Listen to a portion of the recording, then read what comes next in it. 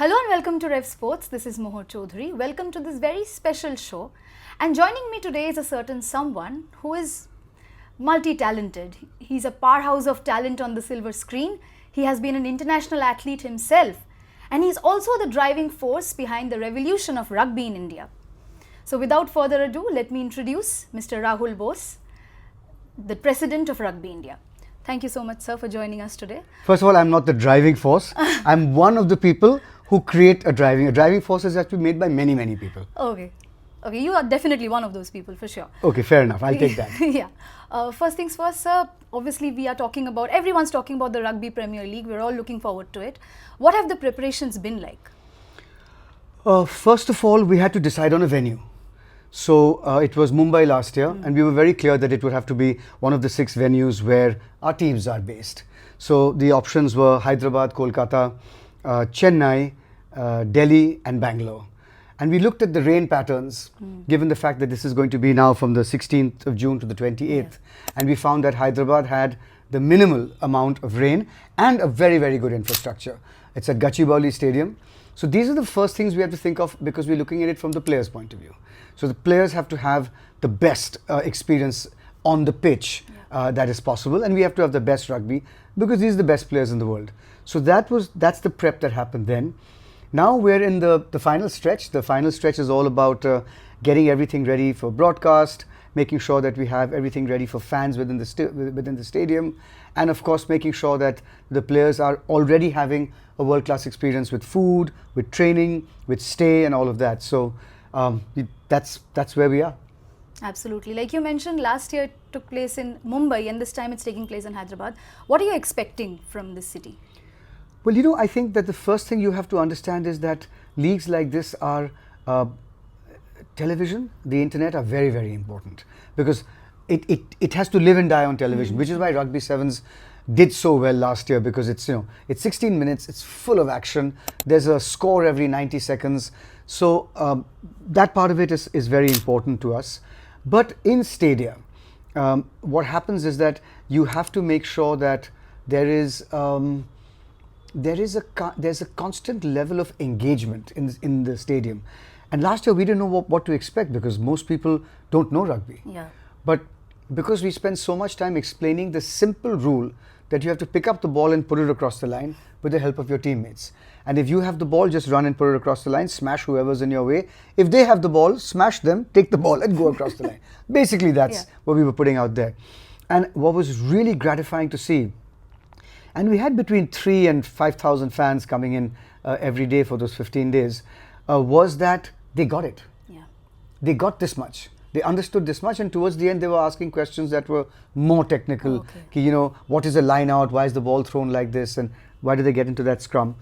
So I think this year, what we've added is a more fun in-stadia experience. So fans will be encouraged to take part in certain competitions. We've already started to do things at Hyderabad Airport. We have a fan activation zone in a place called the Loft in Electronic City, where we're doing, watching games, fan activations. There's going to be match days out there. We're going to already start doing it in the next couple of days before the tournament.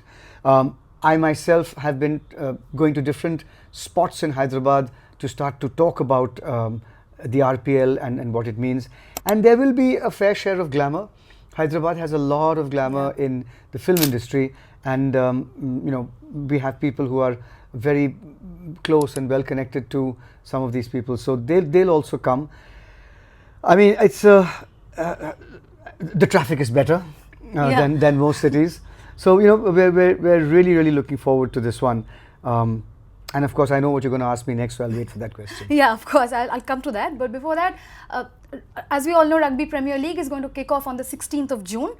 And I mean, we all know that it's going to be shown on, platforms like JioStar and Star Sports Select, Jio Hotstar, and the highlights are going to be shown on Star Sports YouTube. That's lovely. Yeah. So what would you say about the kind of exposure that these new athletes are going to get? Well, it's last year it was from 0 to 100 because there was 0. There was no exposure earlier.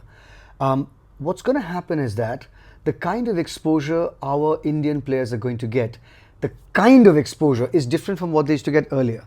Earlier, I mean, this game is played, as we know, in the hinterland, in rural areas. Even in the urban parts of India, it's played in the very poor socioeconomic areas of that city. The RPL is a diametric shift. Now you have the game being seen by economically upscale, socio-culturally upscale. They have different priorities, and it's a very slick aspirational product. So now what's going to happen, what's already started happening from last year, is that their names are going to slowly seep into urban upscale India, and the children of these cities who belong to that socioeconomic bracket will begin to be interested in the sport. And so to dovetail with that, we are starting to teach rugby in 10 of the premier schools of each of these 6 cities, so that in 5 years' time, these kids and their parents will become fans of their franchise. Lovely. And as we all know, from this year onwards, there's a women's league that is also going to start. So how big of a moment is it for women empowerment when it comes to Indian rugby, and how big of a moment is it for you? We have always known the women empowerment story in India through rugby. More, this is not something that I as president have started. We are very proud of the fact that Rugby India has always believed, invested in their women as much as they do in their men. So it's completely equal. So for us, it's not a surprise. But I can tell you something. That first moment in that first game, when an Indian player gets in and tackles a Fijian player, it's going to be transformative. Because this time, millions will see that moment, which they haven't seen, which we know all the time, but they haven't seen it. Millions will see that moment, and there's going to be a shift in consciousness. Not only is there a girl in shorts, which we've seen in Kabaddi and Kho-Kho and all that, but she's getting into a physical game. And in that physical game, she is being the aggressor, and she's actually doing something that is physically fine, beautiful to see, controlled, and it is calm, controlled, confident aggression. You don't see that very often. You should see that, but you don't. I believe that's going to be a transformative moment in our sporting history. And when that happens, you're going to suddenly have, I'll give you an example. Apparently there are 8 or 9 female CEOs of international companies. I've heard that the CEO of Chanel is a woman. And I'm going to take a clip of this, and I'm going to go across to these CEOs across the world and say, the Indian women empowerment story, here it is. Lovely. This year also we saw in the auction a lot of, these women athletes got a lot of high bids. Shikha Yadav was one of them. What would you say about the kind of financial backing that this women's league is getting? Not to the extent that we would like. Okay. It is something that surprised me, that the sponsorship amounts for women's sport lags behind the sponsorship amount for men's sport. I find that surprising because I come from a sport where women are 6th in Asia, our men are 12th, and so for us it's a topsy-turvy world. So it was challenging, but because we were determined to make it happen, we slashed all our costs. Since it's happening in the stadium at the same time, instead of having 3 games a day, you'll have 5 games a day. It's a 16-minute game, so you'll be there for a good 2 hours now. We didn't have to add on costs. But yes, franchises have to bear the burden of the teams traveling, eating, training, all of that. So we had a long chat with the franchises. And 4 out of the 6 franchises that we have existing, they said we would like to come on board. And that was fantastic. So the economics are tight, but as a league we've made it happen. And we are prepared to take the risk, because I think that this is going to be a very, very, very transformative, I've said, and financially lucrative in the years to come. I genuinely believe this is going to be, this is a solid winner. But right now, I must say that I'm in the minority. A lot of people are waiting and watching. So let's wait and watch. We'll see. By the 16th, we'll get to know how it's faring. Absolutely, but a transformative moment indeed, like you said. Anyone who follows rugby, women's rugby in particular, they know the story of Hupi Maji, someone who's come from the outskirts, remote village in Odisha to representing the world on the global stage. How big of a platform do you think this Women's Premier League in the rugby category be for, the next generation of Hupi Majis to not fight the battles that they've had to fight? What happens with a successful league is that those 6 logos or 8 logos or 10 logos of those teams, they become symbols of hope. Yeah. So of course everybody wants to play for India. Of course. I mean, our rugby players would 100% rank that as a more important moment than playing in the league. But what happens with the league is that it begins to create a very strong alternative financial pathway. How much will you get if you play for India? How many tournaments do you have? How many years do you have? Whereas with the league, what happens is that you're just playing 13 days, 14 days, 15 days, and the kind of money you get in those 14, 15 days won't sustain you for the whole year, but will certainly take the pressure off 6 months. And given the fact that our international calendar is at maximum 3 to 4 months, it's great for the remaining, let's say, the off-season moments. Rugby's already played across many districts in India. Where would you say that rugby stands at this point, and where do you see it going in the next 5 years? So we have played in 322 districts out of 760. 40% of India's districts play rugby. So that's a mind-boggling statistic. We've consciously decided that that's enough. We don't need to go to 622. Okay. It's like spreading butter over a slice of toast.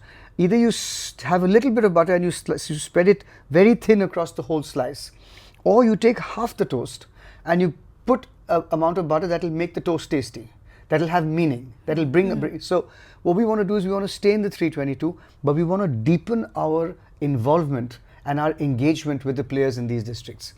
322 districts, Mohor, is 650 million people. Yeah. Even if you have 1% of those people turning on playing rugby, that's 6.5 million people. It's again another mind-boggling number. So what we have very consciously decided is not to go wide, but to go deep. And there's no excuse for any federation that has that is in 322 districts not to come up with a world-class team. And so it takes time. This is my 5th year as president. Now our women are 6th in Asia.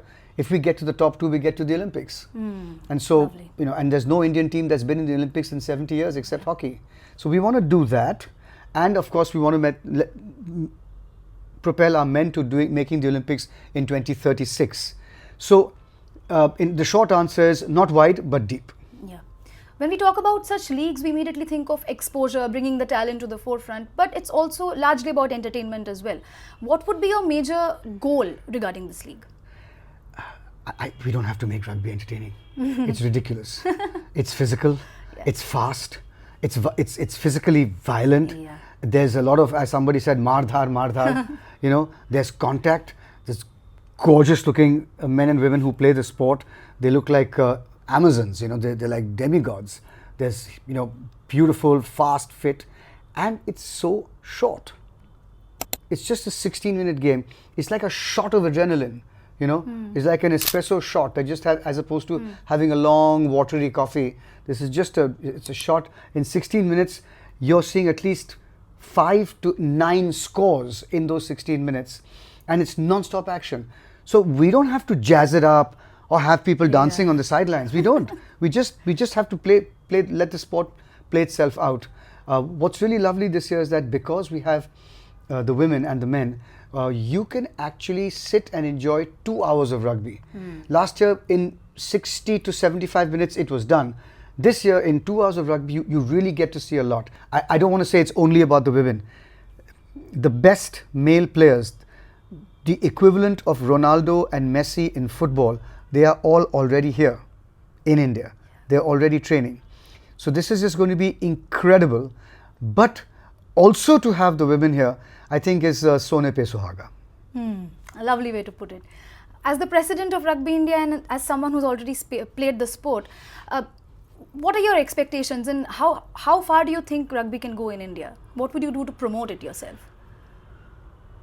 I think rugby can and should become one of the 5 sports a little girl or little boy who loves sports dreams of a career in. Right now, I think definitely it's cricket. I think it's hockey, football. These are great sports. It could even be tennis. If you know, it could be archery. But I would like to see rugby forming in the top 5. If a mother and son, father and daughter are discussing the future of their sporting future, I'd like rugby to be in that conversation. What are we doing to make that happen? We've begun to win. We've begun to win in on the Asian circuit, but we need to win at the Asiads. We need to win at the Commonwealth Games and Olympics. That is where we need to go. Once that happens, nobody can stop this sport. Talking about this league, you would definitely want it to become like bigger and better every year. So what are your plans regarding? Retire? No, regarding the league. I'm just saying, to make it bigger and better, I'll just retire. No. I think bigger, Mohor, is tricky in terms of the amount of teams. It changes the financial model for the existing team owners.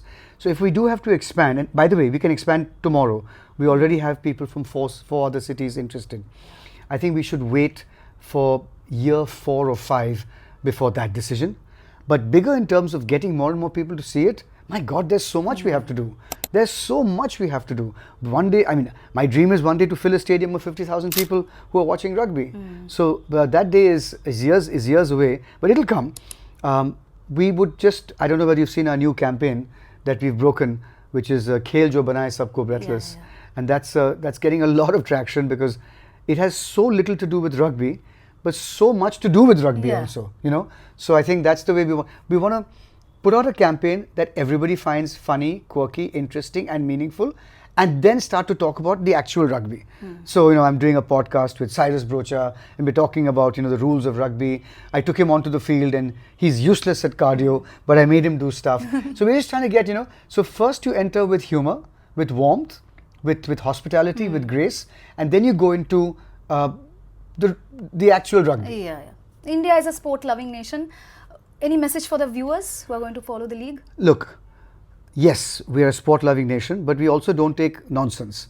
We won't watch substandard stuff. So I guarantee you, this is the highest standard of sport that you will see. So give it a shot. It's 16 minutes. You don't have to sit for the whole evening. Watch the first game. And if you think there's something in it, stay on.